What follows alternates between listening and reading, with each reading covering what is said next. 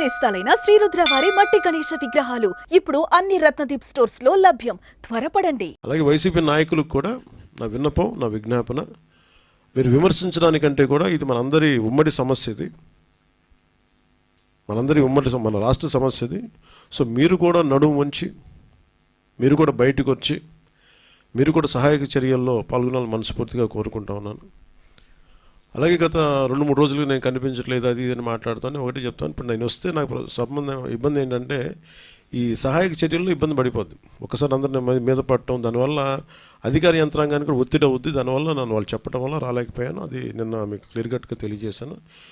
ఇంకా దీన్ని విమర్శించాలని ఎవరన్నా వైసీపీ నాయకులు అనుకుంటే భవిష్యత్తులో ఎప్పుడైనా సరే మీరు నాతో పాటు రావచ్చు, ఎక్కడికైనా సరే నాతో పాటు నా కాన్వాయ్లో తీసుకెళ్తాను మిమ్మల్ని. నాతో పాటు నడవండి. ఎలా ఉంటుందో మీకు అర్థం చేసుకున్నప్పుడు అప్పుడు మీరే సలహా ఇస్తారు. అందుకని దయచేసి దీన్ని ఒకసారి మీ దృష్టికి తీసుకొస్తాను. కానీ విమర్శించే వైసీపీ నాయకత్వానికి ఎవరికైనా సరే రాష్ట్ర ప్రభుత్వం చేస్తున్న ఈ చర్యల మీద ఎవరన్నా విమర్శించదలుచుకుంటే వాళ్ళందరికీ కూడా ఫస్ట్ మీరు సహాయం చేసి మాట్లాడండి. మీరు సహాయం చేసి మీరు బయటికి వచ్చి మీరు మాట్లాడి ఇళ్లలో కూర్చొని కాన్ఫరెన్స్లు పెడితే సరిపోతుంది. మీరు లోపలికి వచ్చి దిగండి మనస్ఫూర్తిగా.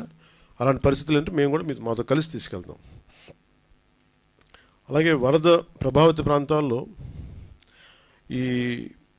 నేను ఇందాక మన కాన్ఫరెన్స్ కాల్లో కూడా మాట్లాడితే ఒకటైతే చెప్పిన, ఒకటి ఇమీడియట్ మెషర్స్ ఏంటి, ఈ వరద నీరు వచ్చేసిన ఇమీడియట్ మెషర్స్ ఏంటి, అలాగే భవిష్యత్తులో దీనికి ఇమీడియట్ రిపేర్, సపోజ్ రోడ్లు తెగిపోయినాయి, గట్లు తెగిపోయినాయి, అలాగే రోడ్లు పాడైపోయినాయి. సో వీటికి ఇమీడియట్గా అసలు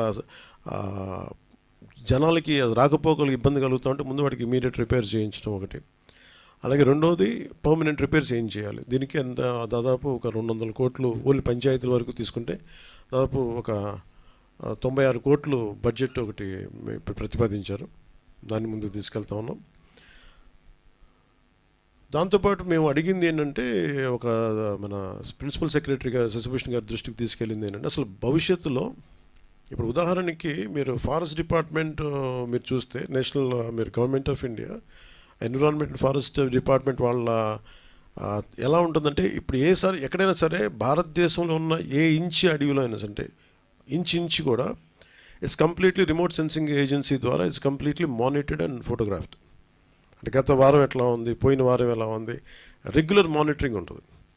అంటే మీరు ఒక ఫారెస్ట్ డిపార్ట్మెంట్, మీరు ఫారెస్ట్ ల్యాండ్లో మీరు చిన్నపాటి ఒక పాక వేసినా కానీ it can be sensed, it will take a photograph. చాలా క్లియర్ కట్గా డిమార్కేషన్ చేస్తుంటాయి, ఇది ఫారెస్ట్ ల్యాండ్, ఇక్కడ వైలేషన్ జరిగింది. అదే తరహాలో భవిష్యత్తులో ఇప్పుడు మన ఒక డ్యామేజ్ జరుగుతుంది, దీన్ని అడ్రస్ చేస్తాం, దీన్ని బయటకు వస్తాం. భవిష్యత్తులో ఇప్పుడు మనం ఏమనుకున్నాం, ఇప్పుడు కూర్చోబెట్టి వైసీపీ వల్లే జరిగిందని నేను మాట్లాడలా. ఓకే, ఖచ్చితంగా వాళ్ళు గత ప్రభుత్వం వాళ్ళు ఉన్నప్పుడు 5 సంవత్సరాలు వాళ్ళు ఉన్నప్పుడు వాళ్ళు నిజంగా కొంత మనకి ముఖ్యంగా వాటర్ ఇరిగేషన్ ప్రాజెక్ట్స్ సంబంధించి కానీ ఏదైనా సరే వాళ్ళ నిర్వహణ లోపం చాలా, వాళ్ళు సరిగ్గా డబ్బులు కూడా ఇవ్వలేదు. దానికి వాళ్ళకి అవగాహన ఉందో లేదో తెలియదు, కానీ డబ్బులు సరిగ్గా ఇవ్వాల, లాకులు రిపేర్లు చేయాలి, కనీసం వాళ్ళు కూర్చోబెట్టి చిన్న మెయింటెనెన్స్ ఆయిల్ కూడా ఇవ్వలేదు వాళ్ళు. ఇలాంటి పరిస్థితులు చేశారు.